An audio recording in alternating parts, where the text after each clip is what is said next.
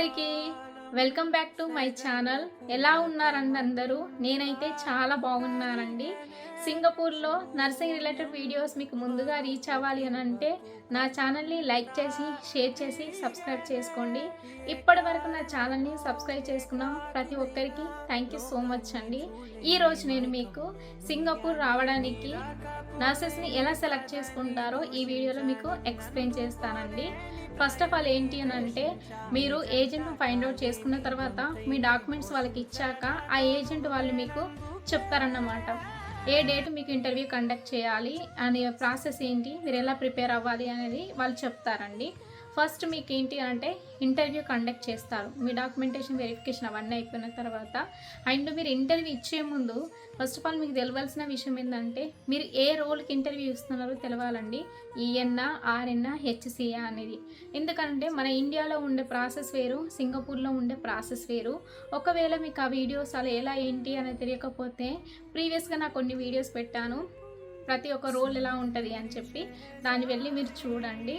ఓకేనా? మీరు ఫస్ట్ వాళ్ళు ఇంటర్వ్యూ కండక్ట్ చేశాక వాళ్ళు ఇక్కడ సింగపూర్ నుండి వాళ్ళు హెచ్ఆర్ వాళ్ళు మీకు ఇంటర్వ్యూ అనేది కండక్ట్ చేస్తారండి. జూమ్ మీటింగ్ ద్వారా. అది కండక్ట్ చేసిన తర్వాత మీరు సెలెక్ట్ అయ్యారనుకోండి, 1 or 2 డేస్లో మీకు ఎవరైతే ఏజెంట్ వాళ్ళు ఉన్నారో వాళ్ళు మీకు చెప్తారు, ఓకే మీరు ఇంటర్వ్యూకు సెలెక్ట్ అయ్యారు అని. ఒకవేళ మీరు సెలెక్ట్ అవ్వలేదనుకోండి, మళ్ళీ వాళ్ళే చెప్తారు ఏజెంట్ వాళ్ళు, ఇట్స్ ఓకే మనం ఈ హాస్పిటల్ సెలెక్ట్ అవ్వలే కదా, నెక్స్ట్ వేరే హాస్పిటల్ కోసం ట్రై చేద్దామని వాళ్ళు మీకు చెప్తారు. ఒకవేళ మనకు సింగపూర్కి రావడానికి రిక్వైర్మెంట్స్ ఉంది అనుకో, మీకు తొందరగా ఇంటర్వ్యూ షెడ్యూల్ అనేది దొరుకుతుందండి. లేదంటే కొంచెం టైం పడుతుంది, ఓపిక ఉండాలండి.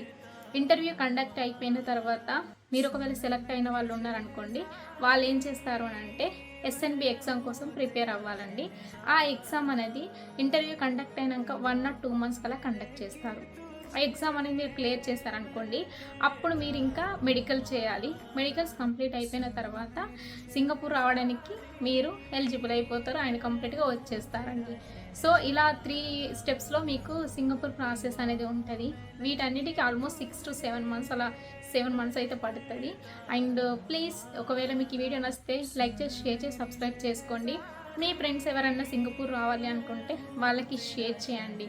Thank you so much. Bye.